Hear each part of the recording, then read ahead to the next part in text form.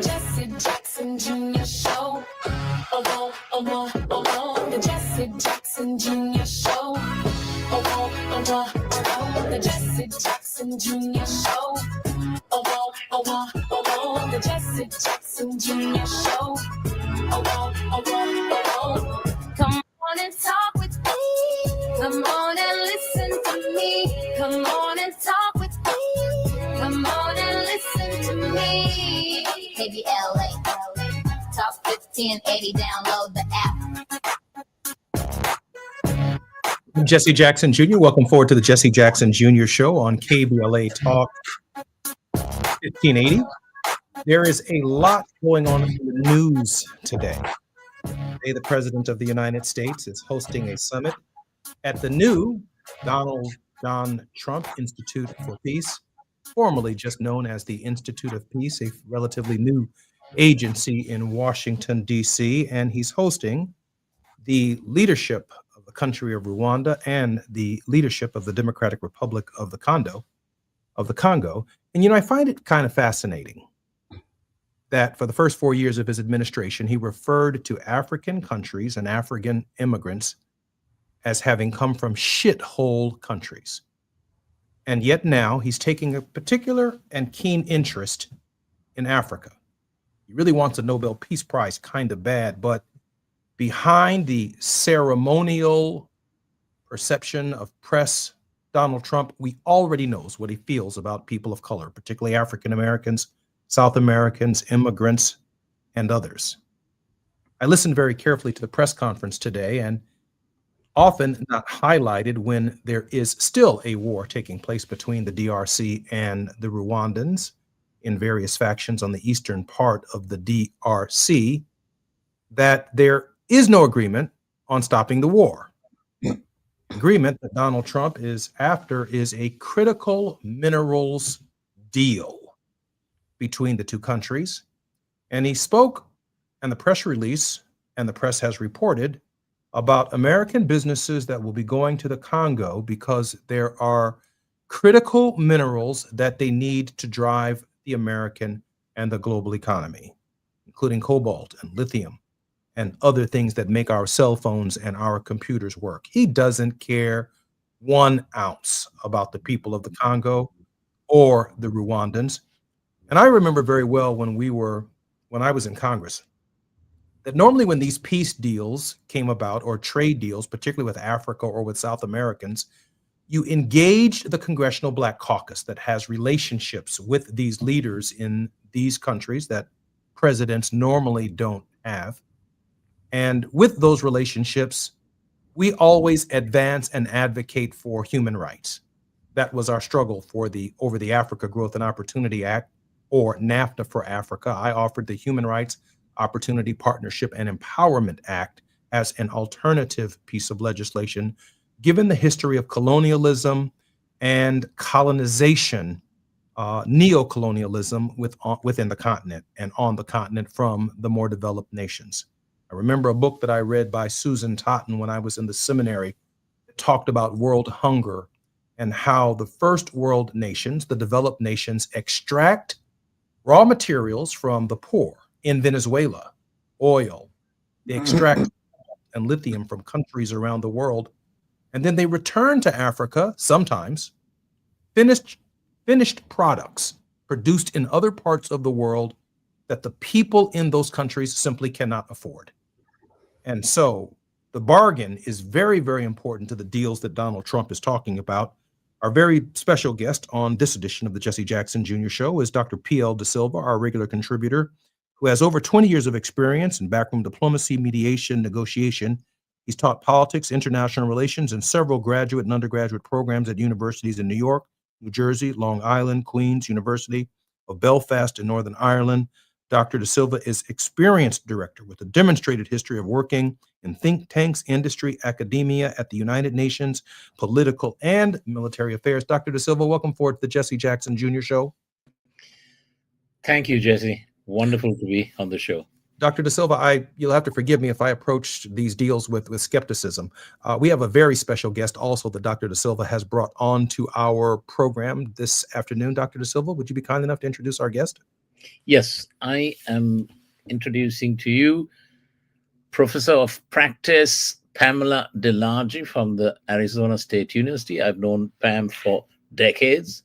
She is a consummate UN insider. And after she retired from the UNFPA, the Population Fund, she took up this executive position at ASU. But before that, I'll give you a quick rundown of her bio. She's a specialist on global health.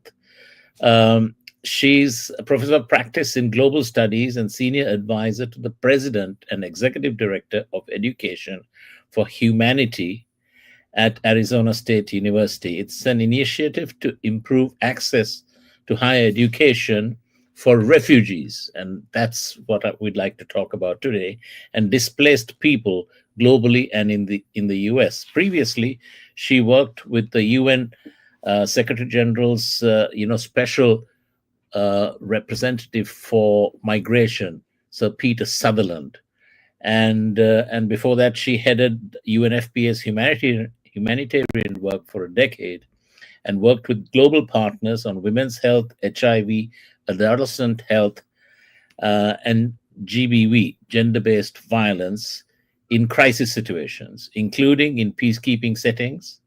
And she was in the Sudan. She's a Horn of Africa expert. I need not say more. We have Pam DeLargy on our show, and it's wonderful. DeLargy, welcome to the show. Thank you for having me today. When we come forward, I'm Jesse Jackson Jr., listening to the Jesse Jackson Jr. Show. We're going to have a very interesting conversation today about development in the third world. We have a wonderful guest with Professor DeLargy and P.L. De Silva. More when we come forward on KBLA Talk 1580.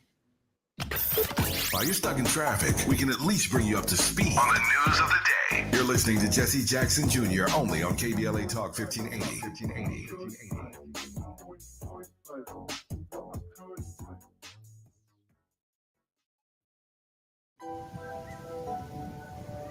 KBLA Talk 1580 remembers Robin Ayers on the 1-year anniversary of her passing. 1 year ago this week, we lost a remarkable and vibrant voice.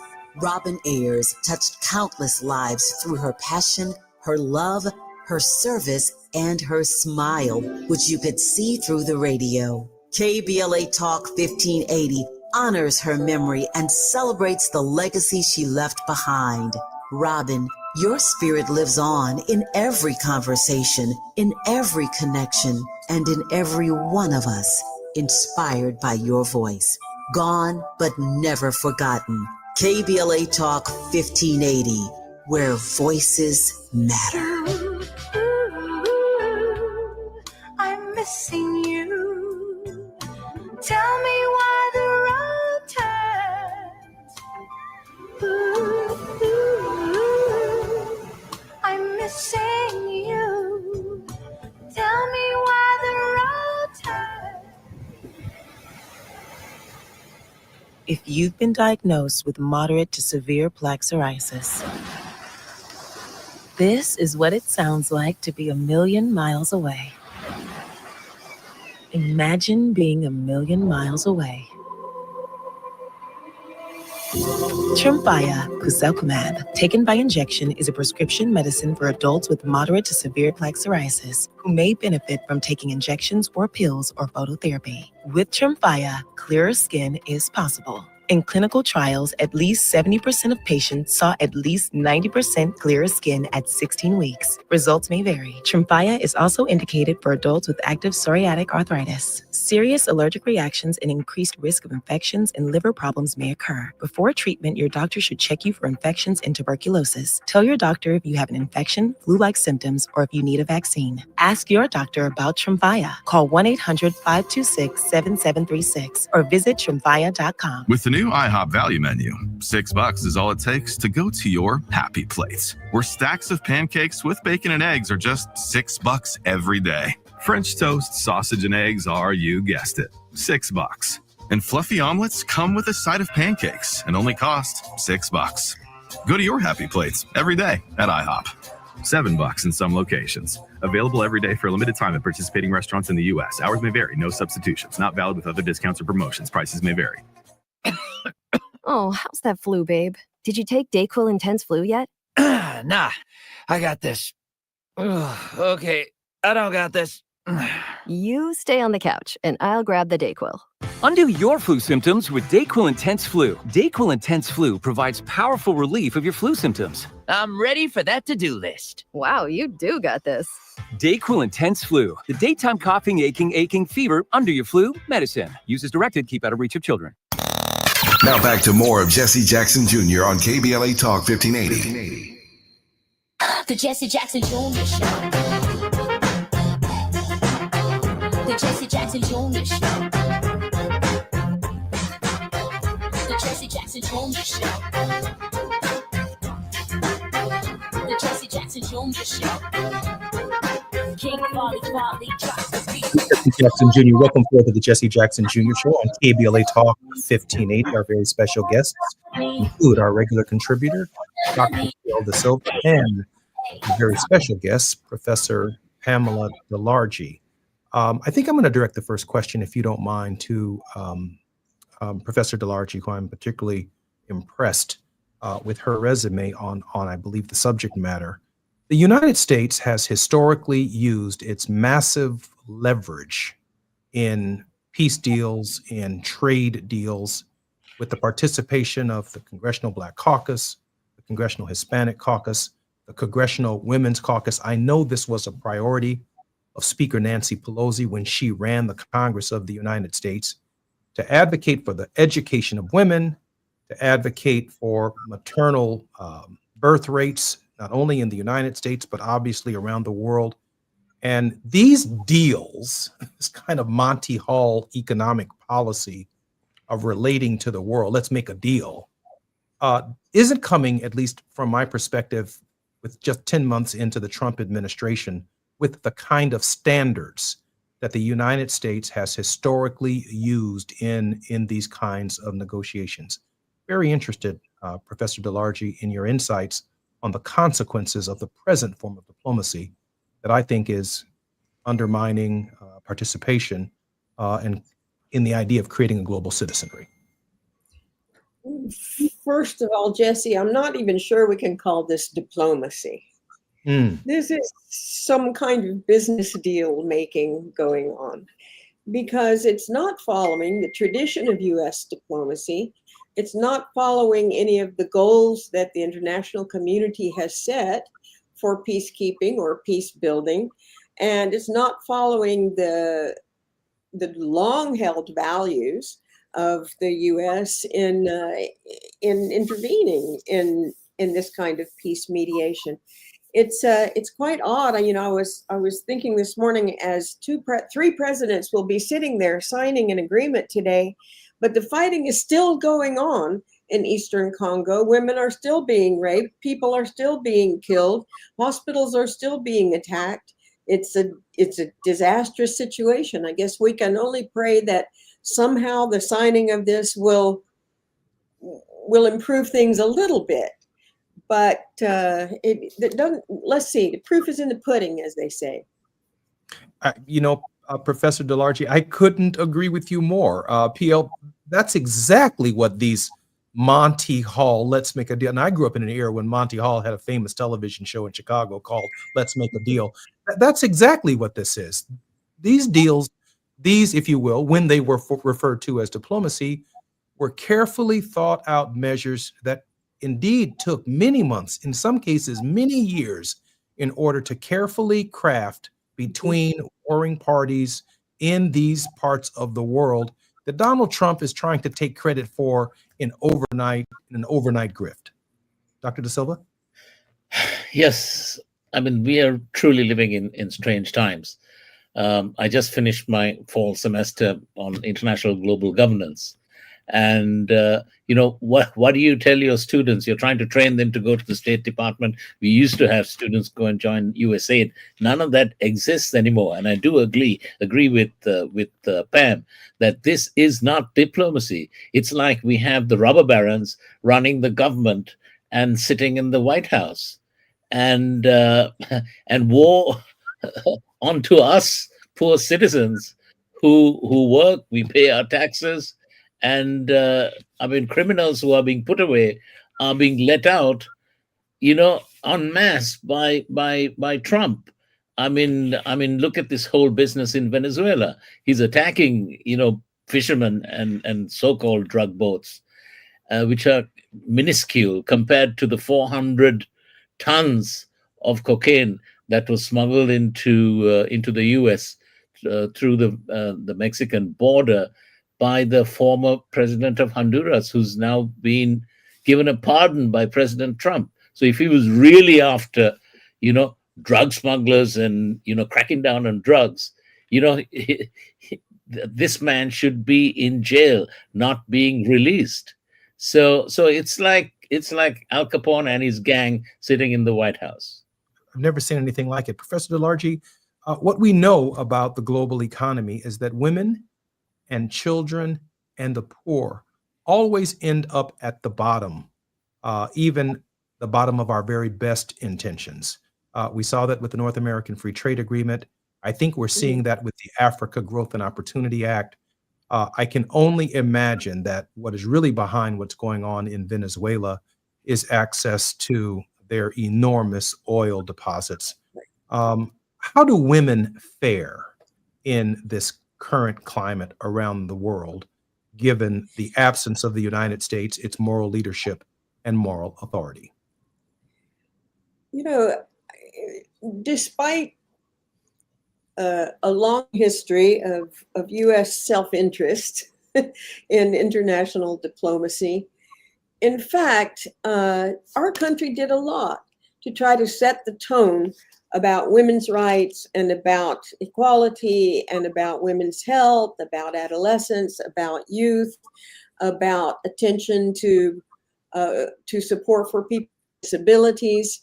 We really were among the countries leading these efforts within the UN system, within the international community, and within humanitarian response. We led on issues of trying to establish HIV treatment. You think about, and this goes back to the Bush administration for PEPFAR, really thinking about the importance of providing prevention and care for people who were infected with HIV. And it's been quite astonishing to see that within a period of a year, all of this has collapsed with the collapse of USAID, of course, with the withdrawal of assistance to all kinds of support. And even though there was lip service paid early on as they were dismantling USAID, oh no, we're going to keep the valuable programs, we're going to keep the proven programs.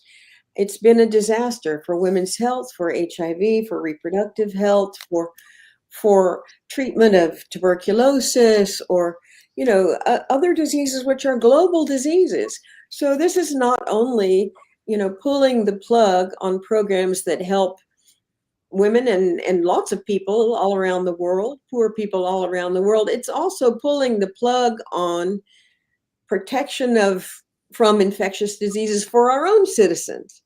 Because these germs don't stop at borders. Viruses and bacteria don't stop at borders. So it's a very, to me, it's a kind of performative thing. We're going to show the world that it's not our responsibility to help anybody. We're going to show, but we're cutting off our noses despite our face in this regard too. Professor DeLarge, these programs have also gone a long way towards sustaining democratic governments around the world. And in the absence of these programs, the stability of these countries, given that there will be increases in hunger, increases in the spread of disease, increases with wealth being concentrated in a more upward direction within some of these third world, if you will, or developing countries, it doesn't bode well for democracy in these contexts either. Certainly not, because it also doesn't bode well for education for people. And for democracies to function, there has to be decent education, and there has to be decent media, and there has to be honest journalism, and there has to be an openness in a society to discuss and debate different kinds of policies, right? But if we are saying, no, we're not going to support education, we're not going to support open media, we're no longer going to support training of journalists, we're no longer going to support training of people in judiciary or people running, political parties or all of that, it's not surprising. And it's not surprising when you see our president, who he likes to deal with. He is much more comfortable in a room discussing governance with some autocrats than he is discussing with people who are actually in a thriving but maybe chaotic democracy. I find it interesting that in light of undermining economically, Dr. De Silva and Professor DeLarge, the quality of life for the average citizen in these countries, that it can only lead, and I know that Professor DeLarge is probably more versed in this than I am, it can only expand the refugee crisis around the world at the same time that there's a resistance increasingly in the first world to even welcome immigrants who might find themselves in refugee status as a result of the undermining of their qualities of lives in their own home countries. Yes, so that's the thing. This whole thing about Afghan refugees, about Somali refugees, and the appalling things that President Trump is saying, taking matters out of context. And this was why I was very keen on wanting to hear from Professor DeLarge, because she has been running a program for Afghan women refugees in the last pullout when the US troops pulled out. And she was the custodian of a group of them. And I want for our audience to hear about the positive aspects of programs for Afghan women, refugees, and others that Professor DeLarge has been involved in. She was also, linked to the pilots who were repatriated from Afghanistan. So Pam, I'd love to hear from you on that. Yeah, I think more broadly, I mean, what Jesse said is right. too, what we are doing is actually only going to increase the number of refugees in the world. But the narrative, being developed by our own administration right now is that all countries should not admit refugees, not only us. He is instructing the European countries that they should stop accepting refugees. He's instructing even Asian countries, no, you should not be accepting refugees. It's quite remarkable as we are increasing the number of refugees. Thank you, PL. I would love to talk about the program that we had at ASU. We had a particular program for Afghan refugees when the Taliban took over and many Afghans had to leave. And I'm finding it interesting in the discussions these days after the shooting of the National Guard last week, which was such a terrible thing, that the whole of Afghan community is being blamed for the actions of one severely mentally ill person, evidently. And we're seeing on a day-to-day basis now practical implications of the blaming and demonizing of this community. The same with the Somali community right now. But it's not only those two communities. This week he's come out with to add to the travel ban now that nobody will be able to come here. I know nobody who's here from 19 different countries who are applying for asylum or who have applied for green cards, suspending all of that. 19 different countries, most of whom have nothing to do with Afghanistan or Somalia, and certainly nothing to do with the terrible tragedy that happened in Washington last week. When we come forward, and that will be at the hard stop at the bottom of the hour, I'd like to hear about your successes, Professor DeLargy, on how these programs should be working in the context of give me your tired, your poor, your huddled masses who yearn to breathe free. I'm Jesse Jackson Jr. You're listening to the Jesse Jackson Jr. Show on KBLA Talk 1580. Our very special contributor, Dr. P.L. De Silva, and Professor DeLargy are our very special guests in this hour. Thank you. The biggest names, the best conversations. You're riding with Jesse Jackson Jr. on KBLA Talk 1580.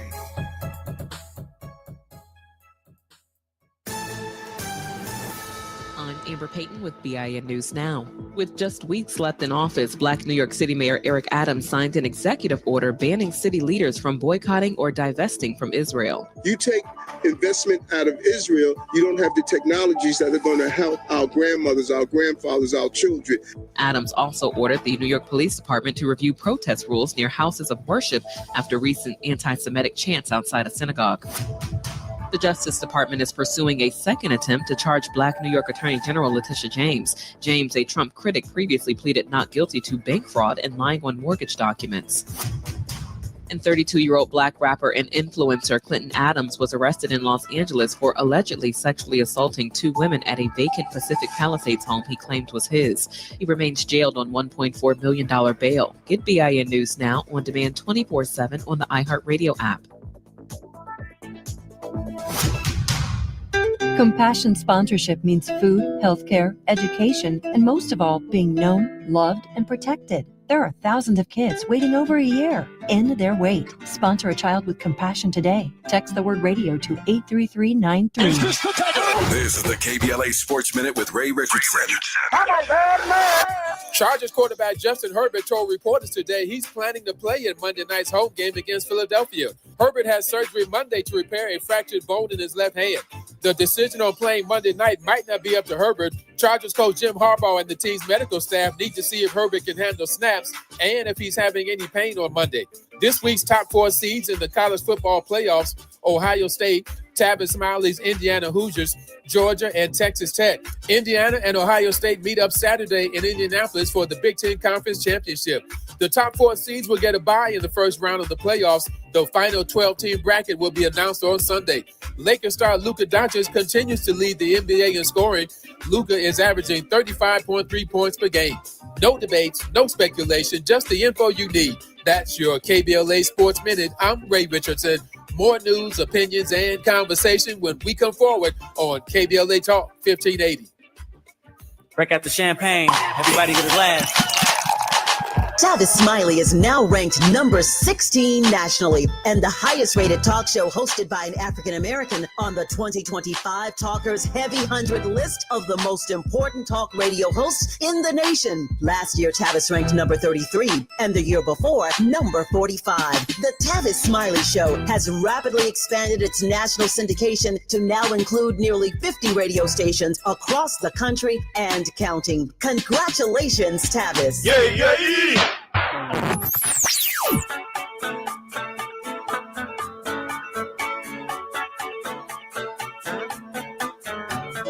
This is KBLA Talk 1580.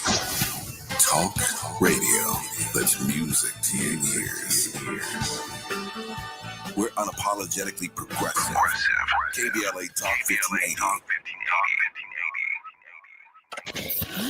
We've got a lot to talk about. I'm Reverend Gerald, the life coach. Is someone you love struggling with addiction and mental illness? Is improving your family's health important? Want to leave a legacy that your family can grow? Are you ready to enhance your perception of life experiences? Then wake up weekends at 7 a.m. with Urban Family Focus and get the wisdom, opportunity, resources, and motivation to live your best life. Join the conversation on Urban Family Focus Saturday and Sunday at 7 a.m. Unapologetically progressive. KBLA Talk 1580.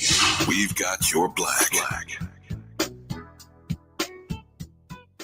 Established in 2020 during a time of deep racial unrest across our state and country, the Black Freedom Fund was created to make sure that leaders and organizations working to support Black communities and build power have the resources they need to stay in the fight for the long haul. We believe that those closest to the issues impacting our communities know best how to solve them. That's why in just the last 5 years, we've granted more than $45 million to over 200 grassroots organizations across California. That is the largest collective investment in Black organizing in history, and we're just getting started. We are clear-eyed and committed, more now than ever, to our people, our power, and our possibility. Join us in creating a future where Black people harness their full power to shape their lives and realize a just world for all. Learn more at fundblackfreedom.org. That's fundblackfreedom.org. The Black Freedom Fund is proud to sponsor Conversation Live Altadena Rising with James Farr on KBLA Talk 1580.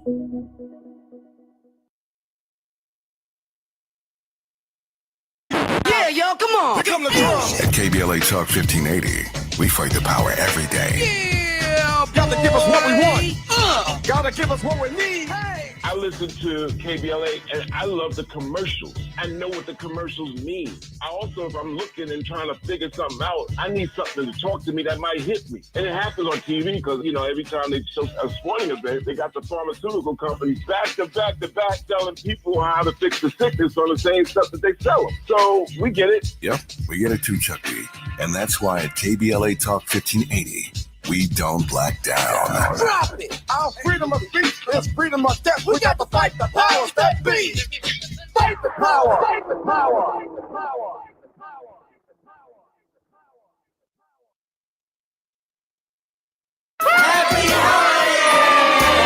This holiday season, KBLA Talk 1580 wishes you and yours joy, peace, and prosperity. As we celebrate with family and friends, we're already looking forward to an exciting first quarter, packed with must-attend events to kick off the new year just right. In January, join us for our inaugural Brotherhood Brunch, bringing together community leaders, change makers, and everyday people for inspiration and connection. February means it's time for our signature Black History Month luncheon, a powerful celebration you won't want to miss. And in March, Women's History Month, we're once again hosting our State of Black Women in Los Angeles Symposium and Luncheon, addressing the issues that matter most inside our community. From all of us at KBLA Talk 1580, happy holidays. Stay tuned for more details on these incredible upcoming events. KBLA Talk 1580, your voice, your community, your power. You're listening to Jesse Jackson Jr. on KBLA Talk 1580. The Jesse Jackson Jr. Show. The Jesse Jackson Jr. Show. The Jesse Jackson Jr. Show. The Jesse Jackson Jr. Show. King Volley, drop the beat.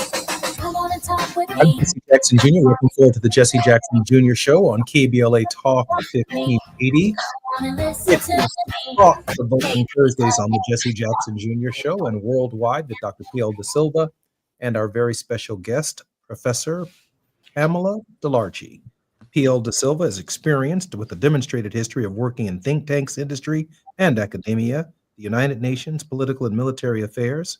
He has also done some extraordinary research, political risk analysis, geostrategy, cultural diplomacy, humanitarian action, and global affairs involving war-affected, deeply divided societies, along with our very special guest, Professor, if you will, Professor Pamela DeLarchi, Professor of Practice and Global Studies, a Senior Advisor to the President and Executive Director of Education for Humanity at Arizona State University, the initiative to improve access to higher education for refugees, displaced people globally and in the United States.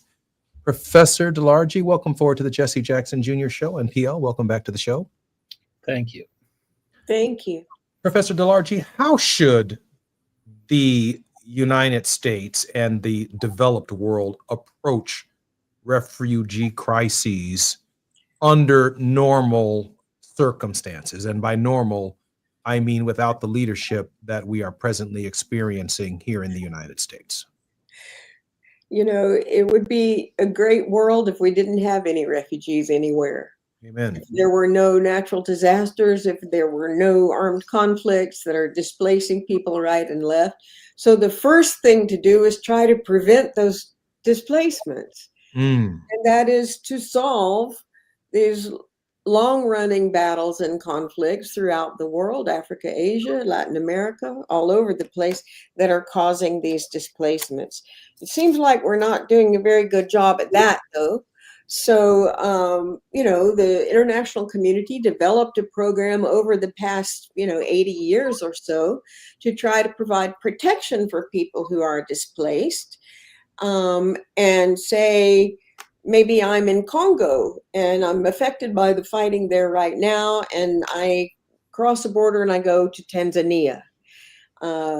Traditionally, government of Tanzania maybe has set up a camp there, takes care of people. The international humanitarian community provides the support for food, for shelter, for schools, etc., for Congolese refugees in Tanzania.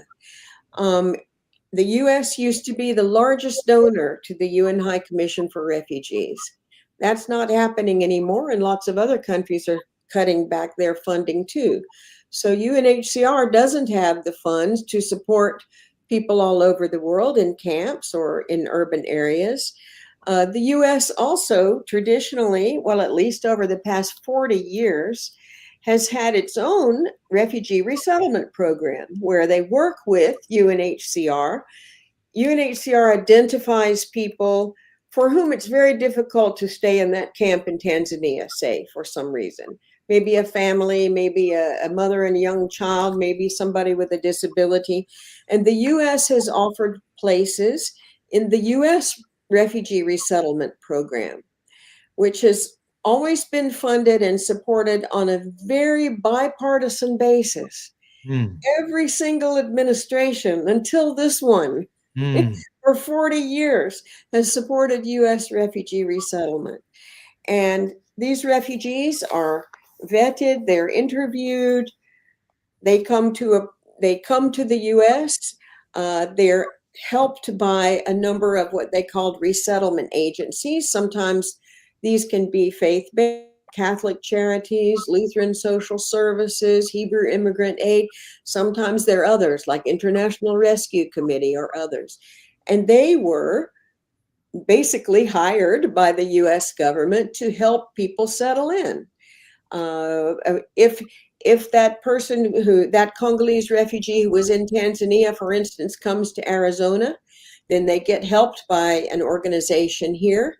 And traditionally, they've been eligible for certain kinds of benefits, for SNAP, for Medicaid or medical assistance, and for other benefits, but very briefly, sometimes only for 1 or 2 or 3 months, and provided housing until they can get a job and start supporting themselves. So it's been, there's been traditional social support, economic support for early arrivals until they could get employed. Right now, our administration is saying we are going to suspend all of this support, even for people who very recently arrived. So this is a practical implication of these decisions made this week. Oh, we're not going to provide medical assistance anymore. We're not going to let them be eligible for SNAP. We're not going to let people be eligible for schools. So basically, it's taking people who are already here and saying, no, we're going to cut you off. And my guess is that's, it's I don't know what they think might happen to people. This Congolese I'm talking about, this hypothetical refugee, can't go back to Congo right now. And strangely enough, this administration is sending people to completely different places. We're sending people from Venezuela. Now they're discussing with Liberia to send them there. We're sending people to, I don't know, now there's discussion, I think, with Eswatini and other places as well. So there's a collapse both globally for support and protection of people who are displaced, and a collapse in our own country of support and protection for those that we had already agreed to take here. PL, what Professor DeLargy is saying is too much like right. I mean, it's just part of every faith system on how we treat our neighbors that I'm aware of. We're obviously, PL, going in the opposite direction. Yes, so all these people, we have to beware of people who say, "Oh, we are good Christians. We support the right to life." All these people who are saying all of these things, but actually, when you analyze their actions, it's actually been extremely cruel. Cruelty is the key to poor, vulnerable people, women, children, the elderly, men, and there's no rhyme or reason. There's no logic. They can't put their hand on the good book and say, we are doing this because we are good Christians. They can't sell that to us. So this is really, we are living in the times, dystopian times, where so-called paragons of virtue are actually, doing harm and actually being extremely evil. Yeah, there's actually no doubt in my mind about that. We'll be coming up on our break in just a moment. In the next and final segment of the show, I'm going to come back with a question for Dr. De Silva and one for Professor DeLargy. But Professor DeLargy, I should prepare you. The final 3 minutes, we always ask our very special guest to leave us with a word of hope.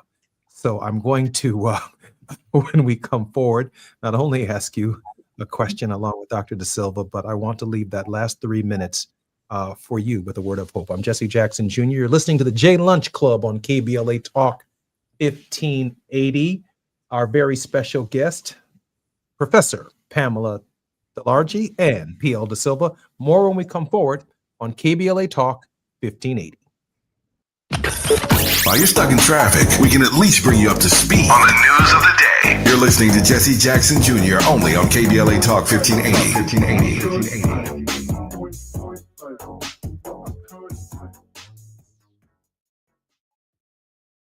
Cedars-Sinai is helping shape the future of Los Angeles, working alongside local communities and showing up with resources and healthcare programs that open doors for people across the city. Through career development programs like Next Gen Healthcare Pathways and partnerships with over 200 organizations like Black Men in White Coats, Cedars-Sinai is educating and empowering future healthcare leaders right here in LA. With access to education, mentorships, and hands-on experiences, we can build a healthier Los Angeles together. Cedars-Sinai, here for LA. Unwrap LA this winter with Metro. Whether you're heading to a family gathering or last-minute shopping, Metro's got you. Enjoy free rides across Metro on Christmas Eve and New Year's Eve. Move with joy. Move with community this holiday season. Go Metro. The holidays mean more travel, more shopping, more time online, and more personal info in more places that could expose you more to identity theft. But LifeLock monitors millions of data points per second. If your identity is stolen, our US-based restoration specialists will fix it, guaranteed, or your money back. Don't face drained accounts, fraudulent loans, or financial losses alone. Get more holiday fun and less holiday worry with LifeLock. Save up to 40% your first year with promo code NEWS. Visit lifelock.com. Terms apply. If a Lenovo computer for your business is on your holiday list, don't shop around. Just go directly to the source, Lenovo.com. It's your last chance to get exclusive deals on the PCs you want for your business, like the ThinkPad X9 14 Aura Edition and Yoga 7i 2-in-1. So avoid all that shopping chaos and price comparing, and just go directly to the source, Lenovo.com, where PCs are up to 35% off. That's Lenovo.com. Lenovo. KBLA Talk 1580. We've got a lot to talk about. KBLA Talk 1580, connecting you with services and solutions. LA County's new Justice Care and Opportunities Department, or JCOD, is here to support justice-involved individuals and their families. The JCOD Support Center is now taking calls at 1-833-LACJCOD. That's 1-833-522-5263. Available 7 days a week from 6 a.m. to 11 p.m., the Support Center is your one-stop shop for re-entry issues and court support. They offer court reminders, connections to local services, transportation assistance for housing, court appearances, and childcare. The JCOD hotline provides personalized help to connect you with services that you need. And don't forget to check out justiceconnect.org for more information. Remember, it's free and available every day at 1-833-522-5263. This is a community call to action from KBLA Talk 1580. Lena Bloom for the Bail Project. Imagine you're stuck in a jail cell and you can't afford bail and someone offers you a way out. Just plead guilty and you can go home and kiss your kids goodnight. What do? What thousands have. You plead guilty whether you are or not. Cash bail makes poverty a crime. That's why the Bail Project helps those who can't afford it while fighting to end cash bail. Because freedom should be free. Brought to you by the Ad Council. It's never too early to start talking about money in realistic ways with your kids. JP Morgan Chase navigates how to educate your kids now about creating long-lasting, healthy money habits. Whether your kids are in elementary school, high school, or college, now is a great time to start a conversation about ways to create healthy money habits as they grow, ultimately benefiting their financial future. Talking about money in a realistic way to support your kids' lifestyle and dreams, your first banking account geared towards high school or college. It's never too early. Explaining the basics, what you earn and what you spend, building financial confidence starts with getting organized. Learning and practicing vital money skills now will stay with them for life. Tools they will have to stay on top of their finances and achieve their goals. This segment is sponsored by JP Morgan Chase.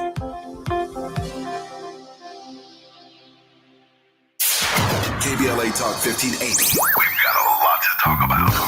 KBLA Talk 1580 is committed to self-care and community well-being. Walk Good LA was formed in June 2020, inspired by the Black Lives Matter movement and the beginning stages of the COVID-19 pandemic. What began as a few minutes of breath work and yoga meditation before protests against police brutality turned into a safe space for the community to heal in hard times. The immensely positive response from the community transformed the momentum into a movement. Today, Walk Good LA is a Black and Brown-led community wellness organization based in Los Angeles. They provide spaces for healing through community yoga classes, guided meditations, hikes, run clubs, and other activations throughout Los Angeles that attract hundreds of members weekly. With the help of Propel and Michael B. Jordan, they now have a yoga and wellness studio in Los Angeles called the Walk Good Yard. To join their mailing list and connect with healing spaces, please visit walkgoodla.org. That's walkgoodla.org. Or find them on Instagram at walkgoodla. This is a community call to action, a community call to healing from KBLA Talk 1580. KBLA Talk 1580 remembers Robin Ayers on the 1-year anniversary of her passing. 1 year ago this week, we lost a remarkable and vibrant voice. Robin Ayers touched countless lives through her passion, her love, her service, and her smile, which you could see through the radio. KBLA Talk 1580 honors her memory and celebrates the legacy she left behind. Robin, your spirit lives on in every conversation, in every connection, and in every one of us, inspired by your voice. Gone but never forgotten. KBLA Talk 1580, where voices matter. I'm missing you. Tell me why the road turns. I'm missing you. Tell me why the road turns. As we go a little something like this. Hey, it is me, D.L. Hugo, and I am thrilled to be heard weekdays in my hometown on KBLA Talk 1580. So check out the D.L. Hugo Afternoon Show weekdays from 2 to 4 p.m. exclusively on KBLA Talk 1580. We got a whole lot to talk about, let me tell you. That's for real. Now back to more of Jesse Jackson Jr. on KBLA Talk 1580. The Jesse Jackson Jr. Show. The Jesse Jackson Jr. Show. The Jesse Jackson Jr. Show. The Jesse Jackson Jr. Show. King Volley, drops the beat. Come on and talk with me. I'm Jesse Jackson Jr. Welcome forward to the Jesse Jackson Jr. Show. And what has been a rich first hour with Worldwide with PL De Silva on Thoughtful Thursdays. Our very special guest has been Professor Pamela DeLargy.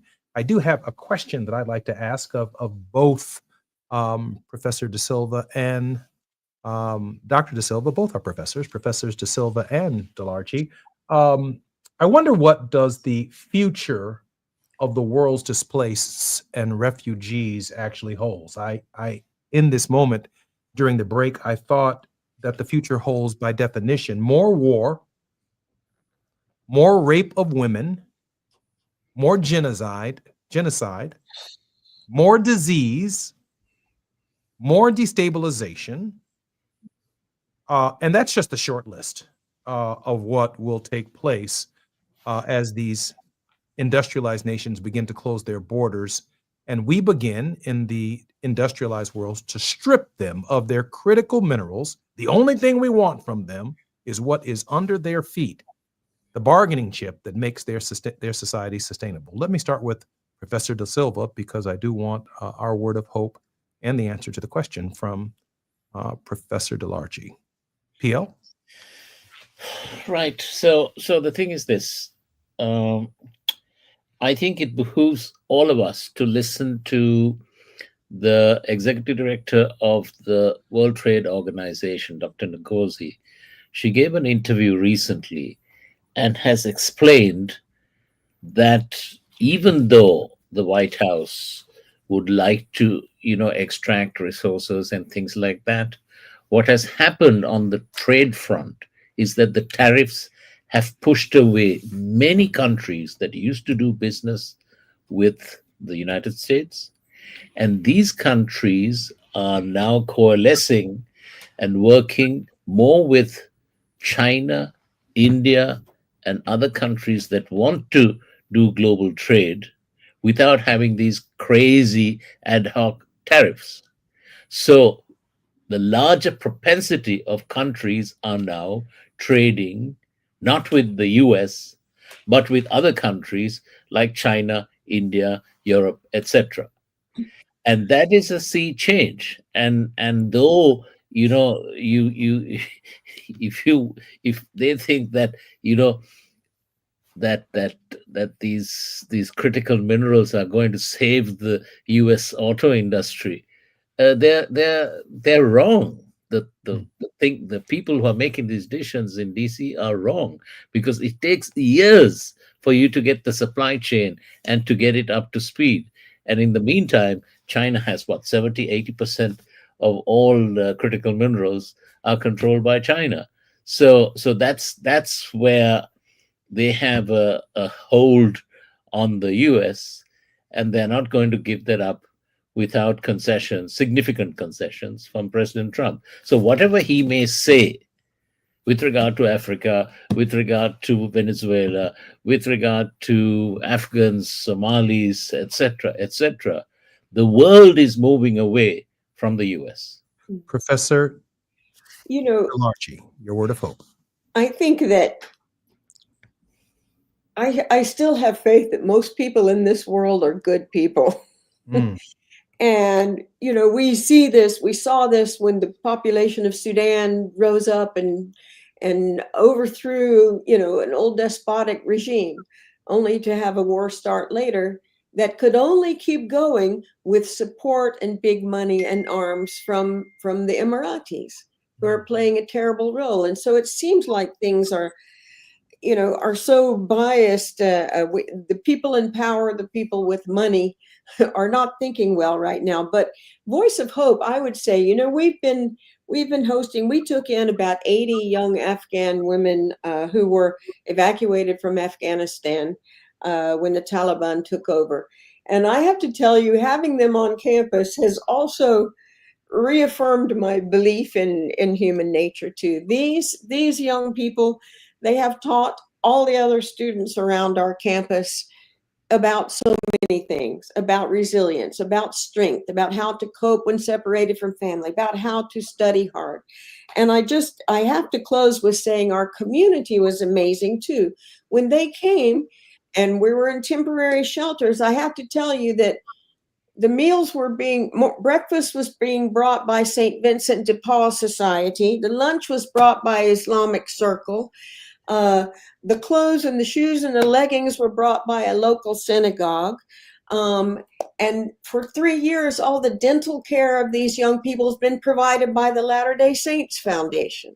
Wow. So it was an amazing multi-faith, broad community support. And that is the one thing that keeps me hopeful. I'm so grateful to P.L. De Silva and to Professor Delarchi for your contribution to the Jesse Jackson Jr. Show. That was a word of hope. Look forward to having you both on our show in the not too distant future. I'm Jesse Jackson Jr. You're listening to the Jesse Jackson Jr. Show on KBLA Talk 1580. Thank you. KBLA 1580 Santa Monica. I'm Amber Payton with BIN News Now. With just weeks left in office, Black New York City Mayor Eric Adams signed an executive order banning city leaders from boycotting or divesting from Israel. You take investment out of Israel, you don't have the technologies that are going to help our grandmothers, our grandfathers, our children. Adams also ordered the New York Police Department to review protest rules near houses of worship after recent anti-Semitic chants outside a synagogue. The Justice Department is pursuing a second attempt to charge Black New York Attorney General Letitia James. James, a Trump critic, previously pleaded not guilty to bank fraud and lying on mortgage documents.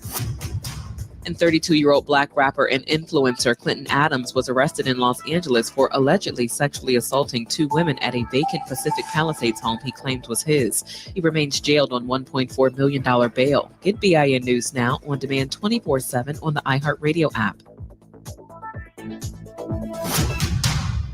Compassion sponsorship means food, healthcare, education, and most of all, being known, loved, and protected. There are thousands of kids waiting over a year. End their wait. Sponsor a child with compassion today. Text the word radio to 83393.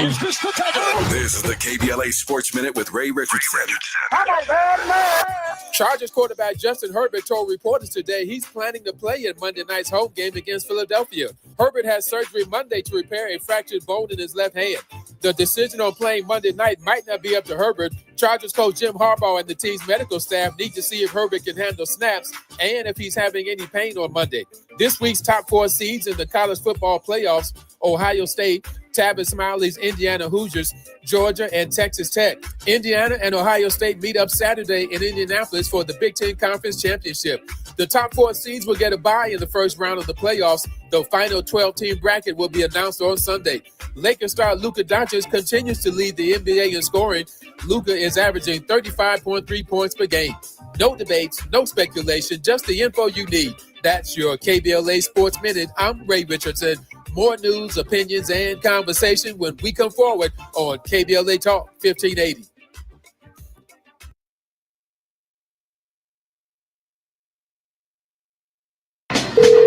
At the tone, please record your message. You ready? Drop it!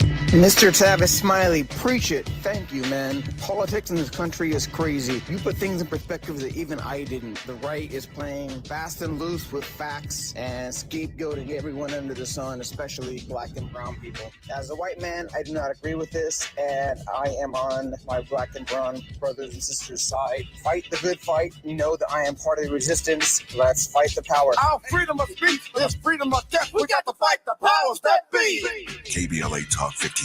We've got your black.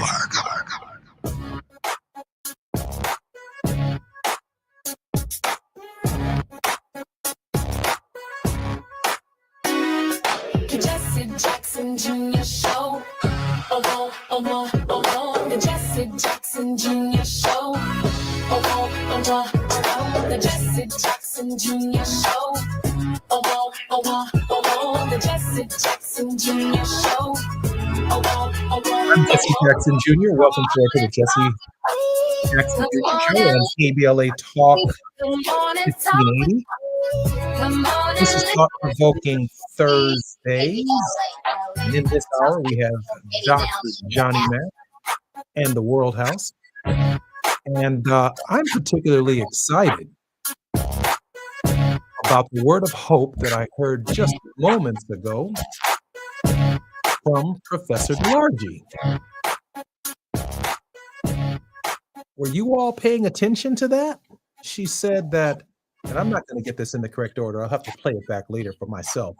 She said that for the 80 or so refugees that she brought to campus and that their organization brought to campus, I believe Afghan refugees, breakfast is provided or was provided by the Christians, and then the temple or the synagogue, I gather, and I'm not going to get this in complete order. I'm aging a little bit over here. Was responsible for, I assume, shoes, stockings, and clothing. And then the Muslims were responsible for lunch. And the Church of Latter-day Saints was responsible for dental. Now, if that isn't a word of hope, I don't know what is. Because faith, I read somewhere, without works is dead, but also that faith is actually in movement. It is in responding to the precepts of neighbor and people in need. And that's what I heard in that moment. And that really has to be our response, I think, on a number of issues. What can we do when people lose their SNAP benefits? Who's going to take care of breakfast in the morning? Who's going to provide children with their lunch baskets and their little brown bags and their apple for school? Who's going to take on the lunch program when the big ugly bill becomes the law? Who's going to be responsible for dental? I had a really good friend of mine who ran for public office, a member of my fraternity, many weeks ago, many years ago, actually. And he happened to be a dentist. And I asked the question, he was looking for a message to run for office. And I shared with him that the message sits in your chair every day. And he thought about it. And he said, "What do you mean, Jesse?" And I said, "You can tell not only today whether someone is in poverty and struggling by looking in their mouth.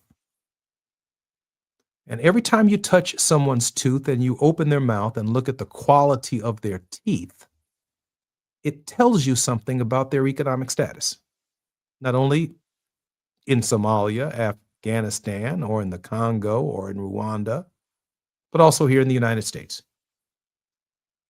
Some of us, when we are maybe excavated in 1,000 years with the mummies and the pharaohs, and someone decides to rob our graves and find out what kind of life that we've lived, they will be able to look at our teeth. Some of us will have gold fillings. Some of us won't. Some of us have lead-based fillings and mercury-based fillings. Others of us have crowns, and some folk ain't got no teeth. Some folk have just a couple of teeth in their whole head. And so much will be determined by the future simply by analyzing the quality of our bones. And when that particular dentist began to think about it, he then began to accept that he not only had a degree in dentistry, but that his dentistry as a profession was a ministry of care. That there are other questions you have to ask your patient other than, does your tooth hurt? Do they have dental insurance? What kind of food are they eating? Do they have a job? All of those things show up in the bone, and that's all teeth are. Ultimately is a bone. And that's true from people all around the world. We can look at them very, very carefully and pay attention with intention here in the United States, because the United States still enjoys, according to the late Michael Harrington, author of The Other America, the best dressed poverty on earth. When we take some of our clothes and give them to Goodwill during the Christmas season, clothing that you can't wear on somebody else looks like a brand new suit. You will not know that the person is homeless, in poverty, working 2 or 3 jobs when they put your clothes on, because their pride just looks good that day, because they're the best dressed poor people in the world, right here in the United States. And so when I heard Professor DeLargy talk about the equivalent of our SNAP program here in the United States, which is the equivalent of the USAID program, less than 1% of the federal budget to feed people. When she talked about Medicaid and Medicare, well, we call that PEPFAR, among other programs that we fund throughout the world using the resources and the infrastructure of the United Nations and our own infrastructure in countries around the world. For that matter, our lack of support for the United Nations, which has gone back now a number of administrations, both Democratic and Republican, our support for global peace initiatives to strengthen democracy in the world has been waning as a nation. And the catastrophe that will be the result will be something that will get on a plane like a disease, like an Ebola, that could make it to the United States because we didn't do right by poor people in other parts of the world. Well, we'll continue our conversation about the World House when we come forward on KBLA Talk 1580. You're listening to the J Club, Jesse Jackson Jr. show on KBLA Talk 1580. More when we come forward with Johnny Mac.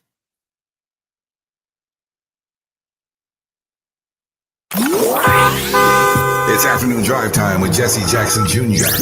Only on KBLA Talk 1580. The holidays mean more travel, more shopping, more time online, and more personal info in more places that could expose you more to identity theft. But LifeLock monitors millions of data points per second. If your identity is stolen, our US-based restoration specialists will fix it, guaranteed, or your money back. Don't face drained accounts, fraudulent loans, or financial losses alone. Get more holiday fun and less holiday worry with LifeLock. Save up to 40% your first year with promo code NEWS. Visit lifelock.com. Terms apply. If a Lenovo computer for your business is on your holiday list, don't shop around. Just go directly to the source, Lenovo.com. It's your last chance to get exclusive deals on the PCs you want for your business, like the ThinkPad X9 14 Aura Edition and Yoga 7i 2-in-1. So avoid all that shopping chaos and price comparing, and just go directly to the source, Lenovo.com, where PCs are up to 35% off. That's Lenovo.com. Lenovo.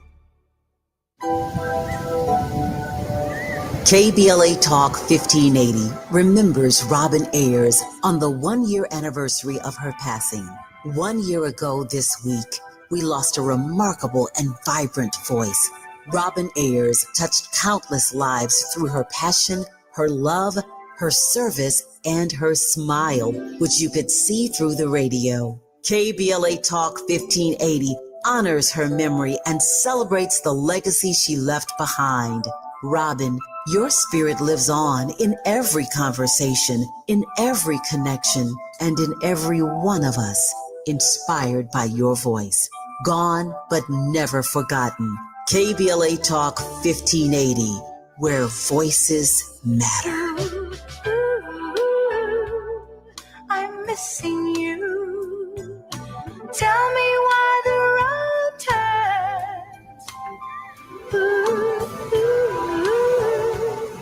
I'm missing you. Tell me why the road turns. If you've been diagnosed with moderate to severe plaque psoriasis, this is what it sounds like to be 1,000,000 miles away. Imagine being 1,000,000 miles away.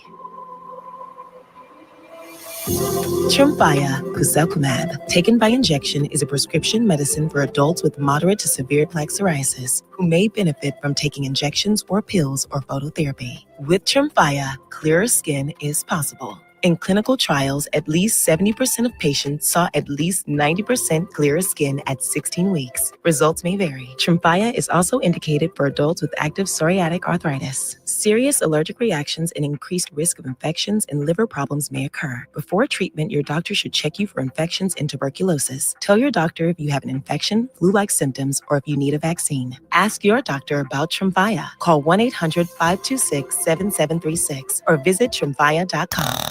Now back to more of Jesse Jackson Jr. on KBLA Talk 1580.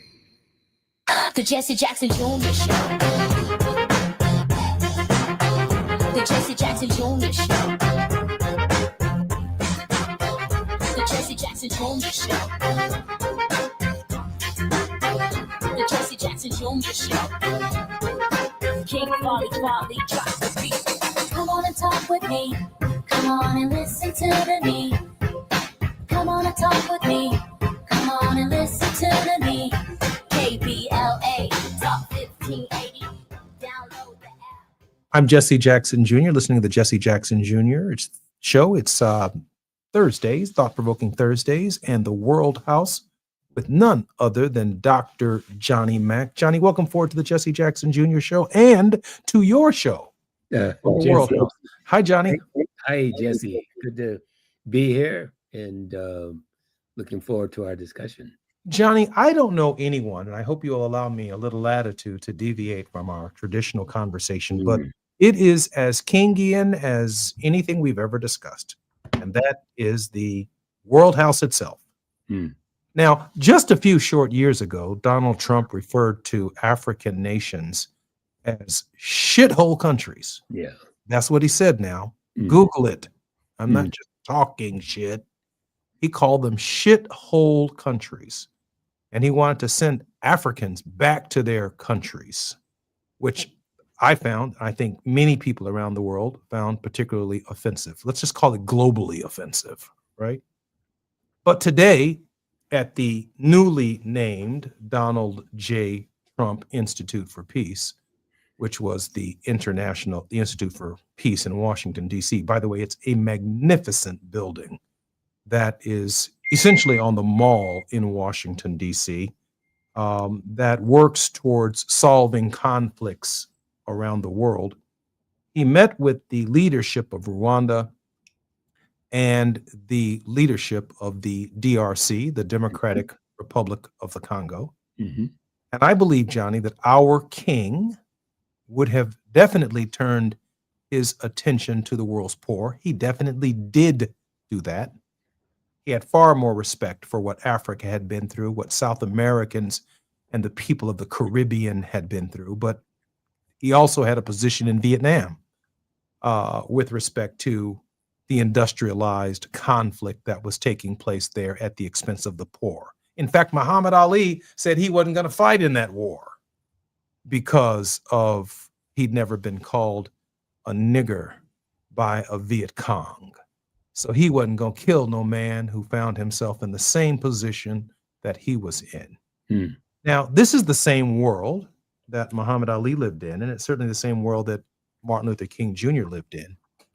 But when I see Donald Trump hosting two African leaders at the so-called Institute of Peace, while the war continues to rage between the DRC and the Congo, between the DRC and the Rwandans, no peace initiative on the ground, but somewhere in the document that they signed, once again, is nothing short of a rape of Africa. Critical minerals. He talked about business deals. He talked about building factories and digging deeper and deeper and deeper into the earth of Africa, extracting raw materials without any conversations about how women are going to be treated in those countries, child mortality rates, education, healthcare, housing, and development. And I'm not suggesting to you that all African countries are poor. This is not Tarzan policy here. Some of these countries are very well developed countries, but every time we extract minerals from them and they don't get their fair share of the deal, they simply mortgage their future away from anything they can bargain with in the future. Johnny, how would Dr. King look at sub-Saharan Africa and its relationship with Donald John Trump? Well, of course, King's whole basis and premise for a new world order and the World House is a place where all humanity realizes their full potential. That is, that we create a social order that recognizes the dignity and worth of every human being and their freedom and liberty to exercise that dignity and worth and live in a community that fosters those values. Now, the question then becomes what values applied in striking the deal between Rwanda and the DRC. Of course, those familiar with the conflict understand the tragedy, particularly in the DRC, of the conflict over those minerals. And much of the DRC's problems center around it being arguably the most resource-rich in minerals country on the African continent, rivaling arguably any in the world. 85-90% of all the minerals needed in today's economy are found in the DRC. And so the deal that was struck, I followed it a bit. I was in the DRC just last month or 6 weeks ago, maybe. The deal that was struck, as you mentioned, Jesse, I hope I'm not running out of time here. This is a really important question. No, you're in great integrity to the bottom of the hour. Take your time, Johnny. That DRC deal And it really is more about the DRC than it is about Rwanda. The DRC, I don't know how much larger, but it is significantly larger in population and geographic area than Rwanda, though Rwanda arguably is a much more developed country. But that deal is all about, as you mentioned, the resources in the DRC, and they are huge. It's a bit disappointing. But as you also mentioned, Jesse, the deals that are struck on the African continent too often, most often, don't benefit the general populace of those countries, but benefits a very small segment of that population, and very often only its leadership. I don't make any accusations regarding this current deal with Tshisekedi, the president of the DRC, or Kagame, the president of Rwanda. I'll let time be the judge of what their interests were. But King, to answer your question again more directly, would evaluate this deal based upon the values that inform and instructed the deal that was struck. It's hard to imagine that the women and children of particularly Eastern Congo, which is where the conflict is principally, will be benefited by this deal. And so only time will tell, and we'll have to look closer at it. And that we must do. We must do what King is not now here to do. We must examine closely this deal, and not only this deal, but all the deals that are taking place. And they are many, Jesse, you probably know. Many deals taking place on the African continent, and not only there, but throughout the globe, that are personally benefiting those making those deals. And how do we respond to them? It's shameful, Johnny, and I want to help our community here understand the point that you made a little bit earlier, and that if there ever was a mythical Wakanda, home of the Black Panther, that little piece of the continent that had the little shield over it that locked the outside world because it had everything, the Democratic Republic of the Congo is that place. They are the most mineral rich and diverse mineral rich nation on earth. And if the Congo had reached the kind of development that the first world enjoys, that is the developed world, the Congo itself could feed the entire continent. If it were as developed as the United States or any other European nation. But instead of being able to achieve that development, from the inception of the idea of, I believe it was the Belgium that they ran out of there, right, Johnny? That's correct. That's correct. King Leopold. Yeah, when they ran King Leopold out there, and our African leader who was prime minister for about a week. Yes. Lumumba. Patrice Lumumba. Patrice Lumumba. Yes. And Patrice Lumumba, when I guess the king came to the Congo to relinquish the land of the Congo to the Congolese, Patrice Lumumba basically said so.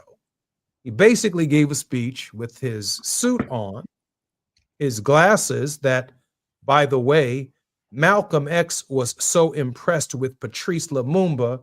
That's right. His glasses that he wore were the same frame as Patrice Lumumba's. That's right. That's how impressed he was with Patrice Lumumba. Mm-hmm. Patrice Lumumba gave a speech in front of the king as they transferred the land. And even though he had been prime minister, literally the person who was receiving the government from the Belgium, they made a decision the day he gave that speech that they were going to arrest him, lock him up. They killed him. They dismembered him. They put his human remains in acid. And the only thing that was left was a filling from his tooth. That's right. And then a Belgian soldier took the filling back to Belgium. Google it. And then within the last decade, I think it was, because that Belgian soldier considered it to be a trophy, like he was hunting elephant or hunting any other animal in Africa, a long multi-decade dispute pursued for decades over the return of that filling.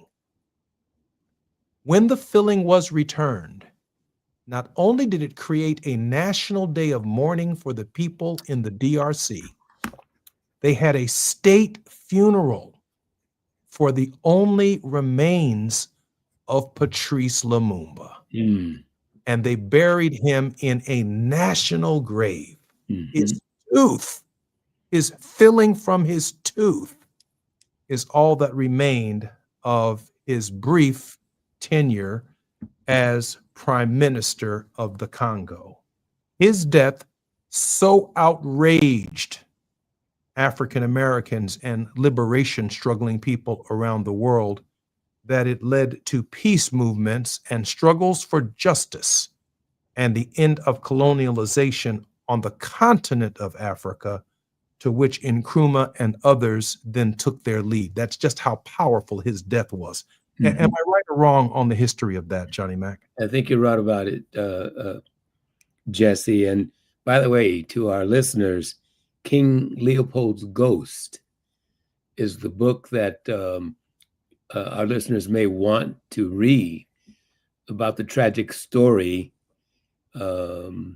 regarding the DR Congo. It is quite a book to read. One has to have the stomach to read that book. Once again, it's King Leopold's Ghost. I don't recall the author, but I'll have it the next time in our next segment. But the DRC is an important story for us to understand as we think about what has happened today with this peace agreement. Johnny, the revolutionaries in Africa, from Nkrumah to Lumumba to Mandela to Samora Machel and the others, Oliver Tambo, and the men and women who fought for African freedom, they greatly influenced our king. Indeed, they did. And King was obviously very aware of the colonial movement, which really impacted the struggle for or against American apartheid, that King titularly led in the mid-20th century. I recall his relationship with King Lutuli, a African king who received the Nobel Peace Prize. So King was greatly influenced by African leadership. Our very special guest in this hour is none other than Johnny Mac. We're talking about colonialism, the president's efforts to achieve not peace. Peace is not the absence of noise, but the presence of justice. And there is no justice in the deal that Donald Trump signed with two African presidents in the heart of Africa. I'm Jesse Jackson Jr. You're listening to the J Lunch Club with Dr. Johnny Mac, the World House on KBLA Talk 1580. More when we come forward on KBLA.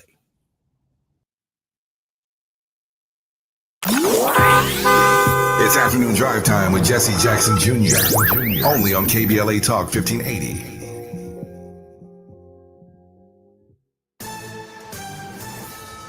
Amber Payton with BIN News Now. President Trump oversaw a U.S. brokered peace deal Thursday between the Democratic Republic of Congo and Rwanda, ending what he called a decades-long war. Millions and millions of people have been tragically killed.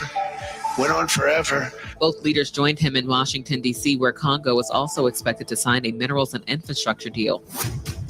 Two black men, Robert Primus and Alvin Brown, say their firings by President Trump from federal transportation boards were discriminatory. They were the only black members on their respective boards and have filed lawsuits.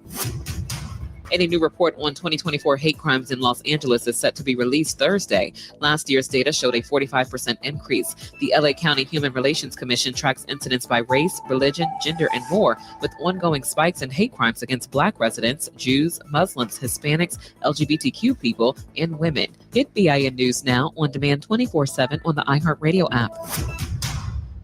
Compassion sponsorship means food, healthcare, education, and most of all, being known, loved, and protected. There are thousands of kids waiting over a year. End their wait. Sponsor a child with compassion today. Text the word radio to 83393. This is the KBLA Sports Minute with Ray Richardson. Chargers quarterback Justin Herbert told reporters today he's planning to play in Monday night's home game against Philadelphia. Herbert has surgery Monday to repair a fractured bone in his left hand. The decision on playing Monday night might not be up to Herbert. Chargers coach Jim Harbaugh and the team's medical staff need to see if Herbert can handle snaps and if he's having any pain on Monday. This week's top 4 seeds in the college football playoffs: Ohio State, Tavis Smiley's Indiana Hoosiers, Georgia, and Texas Tech. Indiana and Ohio State meet up Saturday in Indianapolis for the Big Ten Conference Championship. The top 4 seeds will get a bye in the first round of the playoffs. The final 12-team bracket will be announced on Sunday. Lakers star Luka Doncic continues to lead the NBA in scoring. Luka is averaging 35.3 points per game. No debates, no speculation, just the info you need. That's your KBLA Sports Minute. I'm Ray Richardson. More news, opinions, and conversation when we come forward on KBLA Talk 1580.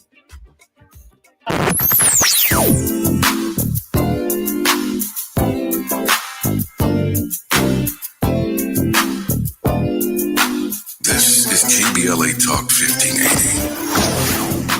Talk radio. That's music to your ears. We're unapologetically progressive. KBLA Talk 1580.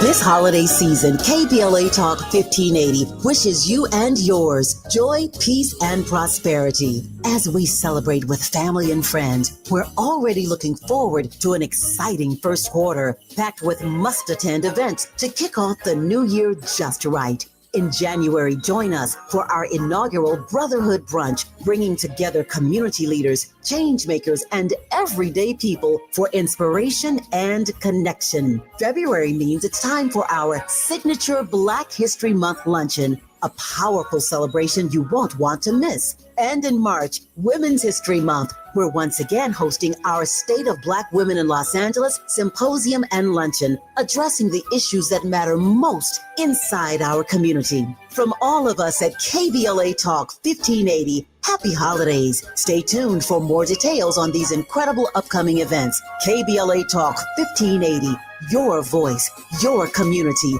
your power. We've got a lot to talk about. Hi, I'm Zoe Williams, aka the Voice of Reason, encouraging you to join me weekdays from 7 to 9 p.m. for the world's most intriguing relationship radio roundtable. Every night, I facilitate and encourage our loyal listeners to participate in the most engaging relationship discussions you'll hear anywhere. So make it a point to rendezvous with me, Zoe Williams, the Voice of Reason, Monday through Friday, 7 to 9 p.m. Pacific Standard Time. Trust me, your relationships will never be the same. The VOR is on fire tonight. Unapologetically progressive. KBLA Talk 1580. We've got your black. September is World Alzheimer's Month, a time to shine a light on a public health crisis that deeply impacts Black families. 1 in 5 Black adults ages 70 and older is living with Alzheimer's disease, or AD, and the risk is twice as high compared to white adults. But AD isn't just forgetting a name or losing track of time. Signs of early AD could be repeating questions, missing appointments, or struggling with bills and daily tasks. These things aren't a normal part of aging. Here's the good news. Treatments are available that may help if AD is diagnosed early. If you notice changes in memory or daily routines, whether in yourself or a loved one, don't wait. Early diagnosis and intervention are key to managing AD effectively. To learn more about AD and a potential treatment option, visit treatalsearly.com. That's treatalzearly.com to learn more about the signs and symptoms and a potential treatment option. This message is brought to you by AZI. KBLA Talk 1580. We've got a lot to talk about. KBLA Talk 1580, connecting you with services and solutions. If you need help getting your resume in order, finding job training, or landing a job, we've got 3 great options for you. First, the City of Los Angeles has WorkSource centers across the area offering free job support. The California Workforce Development Board can help you with everything from GED prep to vocational training at no cost to you. On the federal level, the Department of Labor's American Job Centers offer a full range of services for job seekers and businesses alike. Visit careeronestop.org, or for more info, just call California's Help Center or visit cwdb.ca.gov or call 916-657-1440. For the City of Los Angeles programs, go to ewdd.lacity.gov or call 213-744-7300. All these services are free to help you get your next job. This is a community call to action from KBLA Talk 1580. You're listening to Jesse Jackson Jr. on KBLA Talk 1580. The Jesse Jackson Jr. Show. The Jesse Jackson Jr. Show. The Jesse Jackson Jr. Show. The Jesse Jackson Jr. Show. King Volley drops the beat. Come on and talk with me. Come on and listen to Jesse me. Jackson Jr. Welcome to the Jesse Jackson Jr. KBLA Talk 1580. You're listening to the J Lunch Club on KBLA Talk 1580. Our very special guest every Thursday, the World House with Johnny Mack. I don't know anyone who's traveled to more countries in Africa who has promulgated and advanced the World House thinking of Martin Luther King Jr. more than Johnny Mack. Johnny is an advisor to Reverend Al Sharpton. He is certainly a mentor to me and someone I am particularly proud is a regular contributor on the Jesse Jackson Jr. Show. Johnny, welcome forward to the show. Well, thank you, Jesse, for welcoming me and for your kind words. Hey, Johnny, let me share with you this. You know what? They're playing word games with us here. They ran a few months ago the president of Ukraine out of the White House.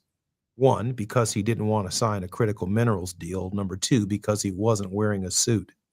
Kind of showed up in his Castro version of what it means to be a president, to stay in your military garb, given that your country is at war. Then he came back, had a little suit on this time, I guess properly dressed several months later, and signed a critical minerals deal, which Donald Trump keeps calling a peace plan, but they're still at war. Now, he calls the plan that he signed today with the DRC and the Rwandans a peace plan, but they're still at war. I mean, he for him, a business deal is a peace deal.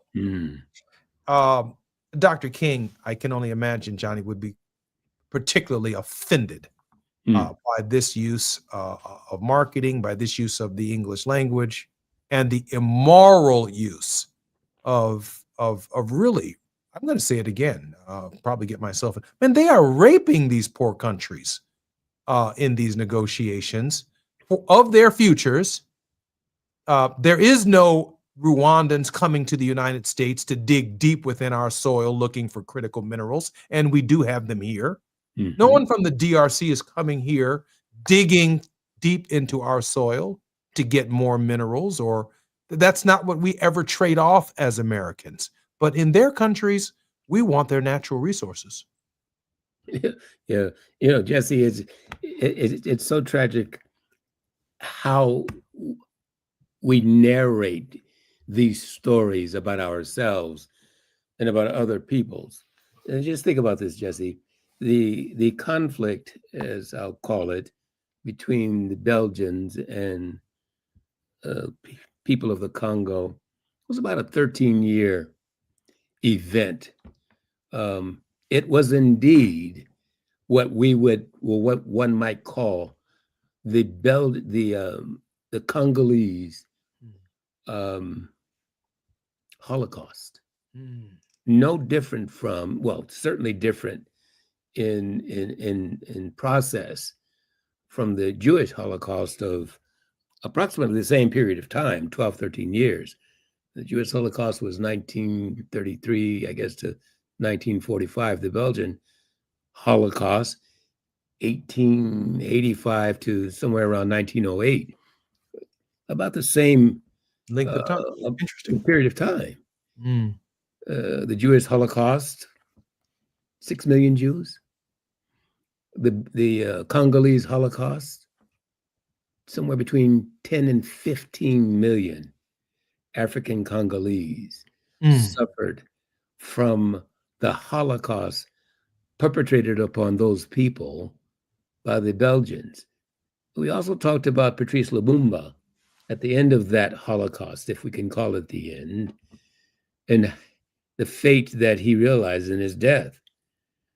And who is implicated in that? You mentioned the Belgian, but it's not just the Belgian.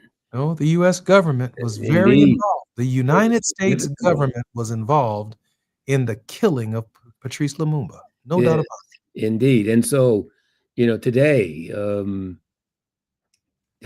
it's just amazing. 100 years later or more, or slightly less, we have the peace deal. And that peace deal, what does it bring? Well, trading for minerals and infrastructure, the Belgians get what? What will that infrastructure look like? What will that peace look like? After 10 years of this peace agreement, what will the accounting be on one side of the ledger for those in the Congo versus what is extracted by the U.S.? We've got not quite the subject matter, but there are African nations in post-colonial Africa that still owe debt to their European colonizers that exceeds the gross national products of the entire countries. That's right. Now, not necessarily the gross national product of their minerals or the resources that are underneath their feet, but the actual productivity of the entire nation. Those nations that were colonized by European powers are still insisting on being paid in timely ways debts that are owed them, they believe, from the infrastructure and the investments that they made in those countries when they were colonized.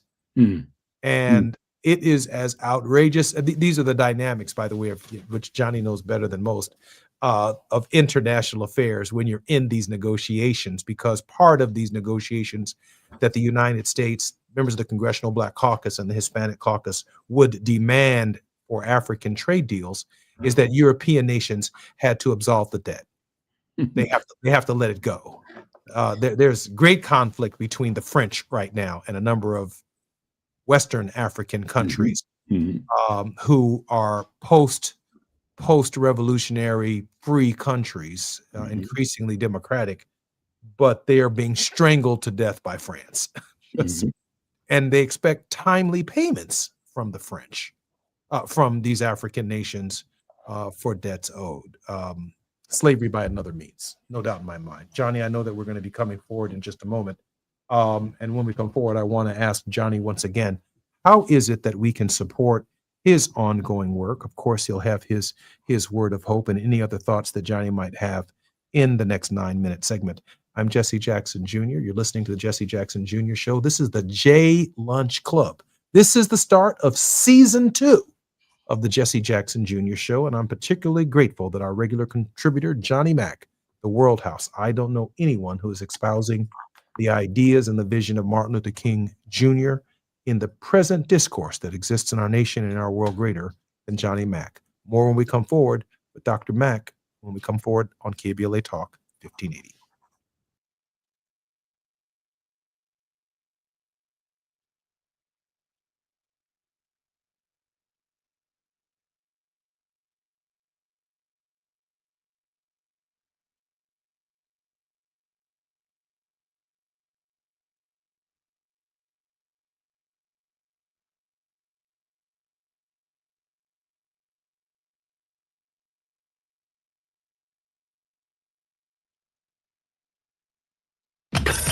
While you're stuck in traffic, we can at least bring you up to speed on the news of the day. You're listening to Jesse Jackson Jr. only on KBLA Talk 1580.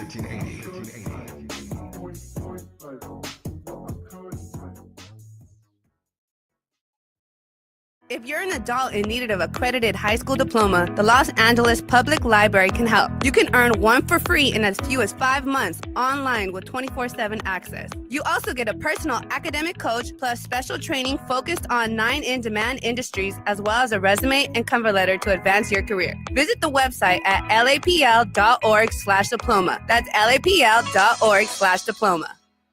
An official message from Medicare. Couple more minutes and we'll start this month's book club. You know, I usually love a plot twist, but this year I'm comparing my options during Medicare open enrollment.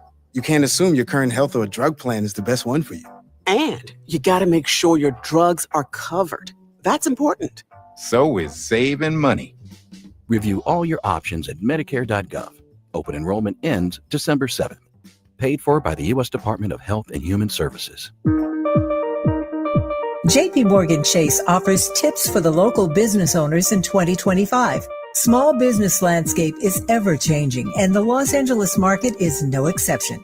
A startup or legacy business, revisiting your mission statement and recalibrating offerings can renew opportunities for growth and innovations. Programs like Chase for Business Coaching for Impact gives entrepreneurs access to expert guidance, helping you streamline operations, strategize your growth, and navigate complex challenges.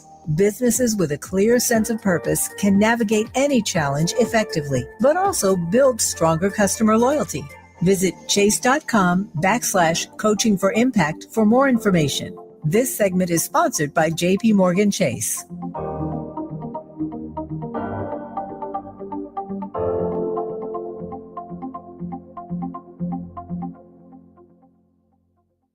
If you love to travel, Capital One has a rewards credit card that's perfect for you. With the Capital One Venture X card, you earn unlimited double miles on everything you buy. Plus, you get premium benefits at a collection of luxury hotels when you book on Capital One Travel. And with Venture X, you get access to over 1,000 airport lounges worldwide. Open up a world of travel possibilities with the Capital One Venture X card. What's in your wallet? Terms apply. Lounge access is subject to change. See CapitalOne.com for details. Tired of hearing scary radio ads about the IRS? Tax Relief Advocates is different. TRA is here to tell you that if you owe money to the IRS, whether it's $5,000 or $500,000, we have a solution. TRA can eliminate or reduce what you owe to the IRS with zero risk to you. If we can't reduce your tax debt, then you pay nothing. We have over 1,000 5-star reviews on Google and an A+ with a BBB. End your tax nightmare today by visiting TRA.com or call 800-575-2071. That's 800-575-2071.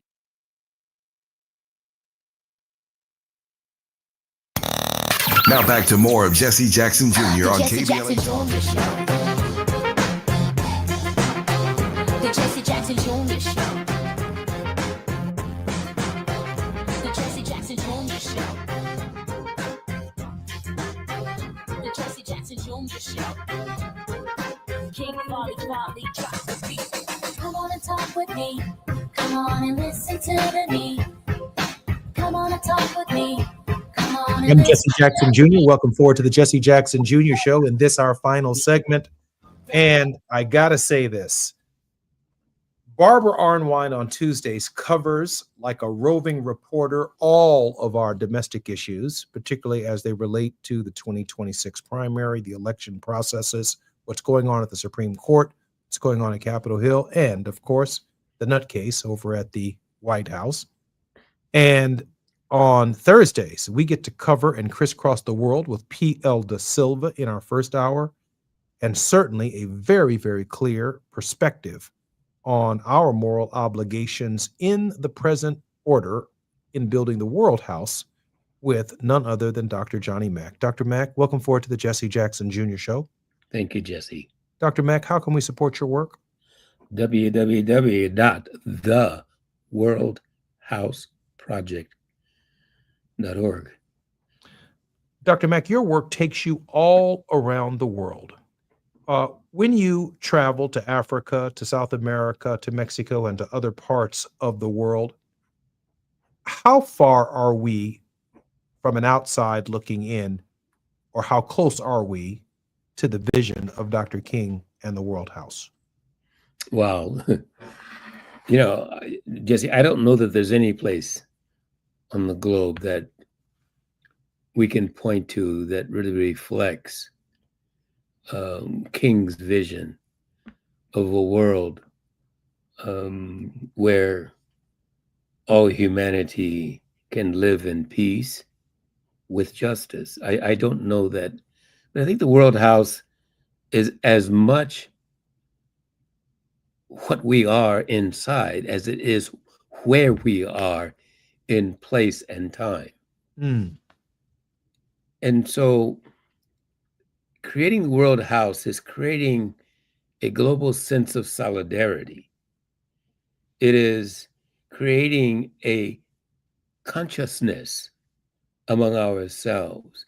And Jesse, it's building, particularly relevant to our conversation about this peace agreement, so-called, a global polity.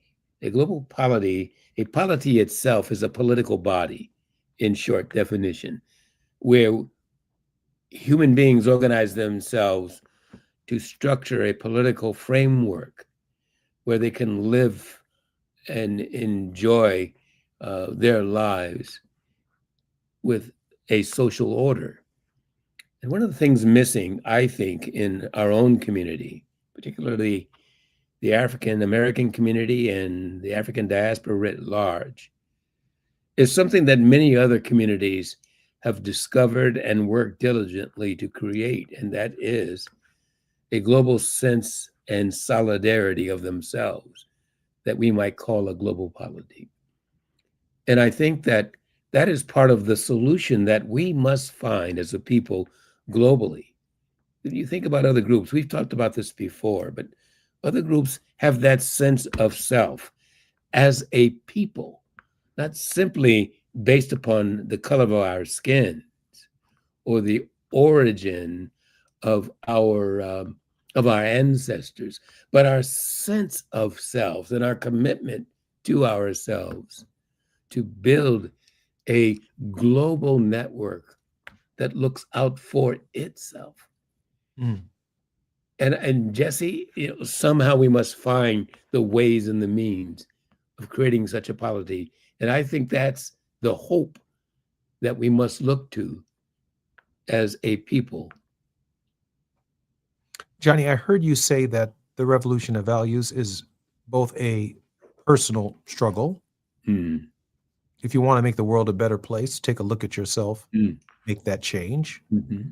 But then I also heard you address this question of a global polity and a human, a consciousness that has to sweep over the deep, if you will, a spirit over the deep to change the way we actually think, feel, and see about humanity, not just our neighbor, not just our American friends, but humanity generally.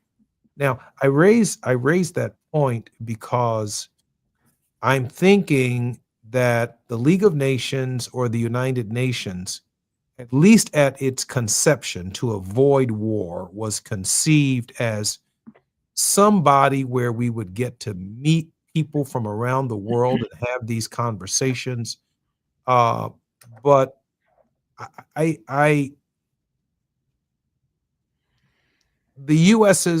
the Security Council and the US's lack of support and their sense of isolationism and their military bully pulpit, from my perspective, all stand in the way of a respect for international law, which I think has to be the foundation of some kind of world house and community.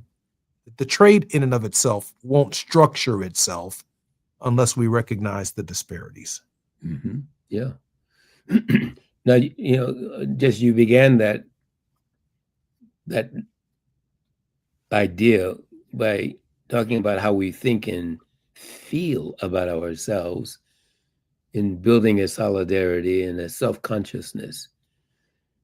Thinking and feeling are important indeed, but along with thinking and feeling, we have to act, right? We have to do something. We have to be something for ourselves and for those who come behind us. And so, what are we acting upon? What are we building? And how do we build the necessary institutions and structures that that sustain us and facilitate our acting? And these are really important questions that I hope, Jesse, we can spend more time on in our future discussions. I look forward to that. Johnny, we have about 3 minutes for your word of hope. Well, the hope is that we will come together. One of the things we're doing at the World House is organizing a global forum, Jesse. You asked earlier how others might help. We've organized a series of conferences around the globe. The first one in Merida, Mexico, this coming February. We'll hold one in Johannesburg, South Africa, one in Delhi, India, one in Kampala, Uganda, etc. Those conferences will convene in 2027 in a global forum that will bring together people of like mind and consciousness to really work out these strategies and the modalities that are going to be necessary to create a more just and peaceful world for ourselves. And I hope we can talk about that as well. Oh, we're definitely going to do that. But now that you mentioned just how global we are going to be, can you share with us again, Johnny, how we can support your work? I want people to understand that organizing these global conferences are not cheap. I have asked you all to support this work in the past. Johnny is doing some extraordinary work, and I want him to go through that schedule again one more time. And I also, because I know we're coming up to the top of the hour, want to remind our listeners that since we are not shopping on Amazon and since we are not shopping at Target and a number of other locations, swing on by Leimert Park and drop off a token of appreciation to KBLA Talk 1580. Some of you have $25. Some of you have $50. Some of you have $100. Some of you have $1,000. You're getting rich programming from Dominique DePrima, rich programming from Tavis Smiley. We'd like to think our programming is rich, and Brother D.L. Hughley as well as Zoe are providing amazing content on this show. We need your support for Christmas as well. Johnny, tell me about those conferences. We got a little less than a minute. One more time. Again, in Merida, Mexico, February 4 through 6 will be the first of a series of conferences. We'll follow the Merida conference with one in Delhi, one in Johannesburg, South Africa, one in Kampala, Uganda. There'll be one here in the United States. We'll talk more about those dates in our coming sessions, Jesse. And then in 2027 will be the World House Forum. We look forward to our listeners participating then. And one last shot at how we can support you very quickly. The worldhouseproject.org. Again, the URL is theworldhouseproject.org. You've been listening to the Jesse Jackson Jr. Show and the World House with Dr. Johnny Mack. Johnny, thank you for being with us. Thank you, Jesse. Can't wait to see you until next week. I'm Jesse Jackson Jr. More on KBLA Talk 1580 when we come forward. KBLA 1580 Santa Monica. I'm Amber Payton with BIN News Now. President Trump oversaw a U.S. brokered peace deal Thursday between the Democratic Republic of Congo and Rwanda, ending what he called a decades-long war.